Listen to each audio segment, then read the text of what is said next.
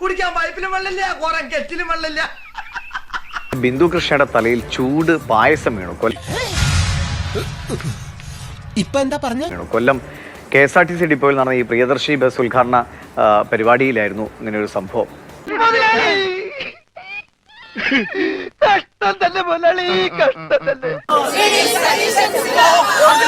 ഇത്തവണ മഴ നേരത്തെ എത്തും പാലക്കാട്.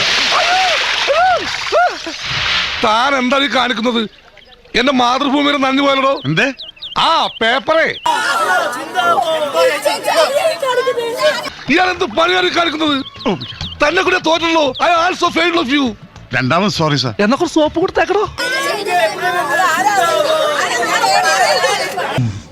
മധുരമില്ലാത്ത പായസം പോലെ. അവന്റെ അമ്മയുടെ വീടിന്റെ തൊട്ടടുത്ത് തന്നെ എന്റെ വീട്. എന്നിട്ട് അവൻ എന്നോട് ഇങ്ങനെ പെരുമാറണേ. ചേട്ടാ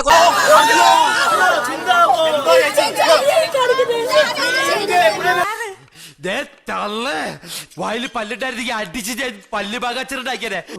ഓൾഡ് ബാഗ് പിക്കിൾസ്.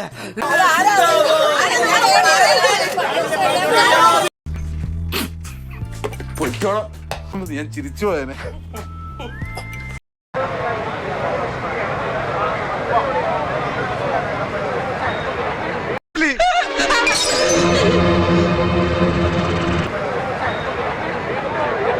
ചേച്ചി ഞാനൊരു പാട്ട് പാടാം.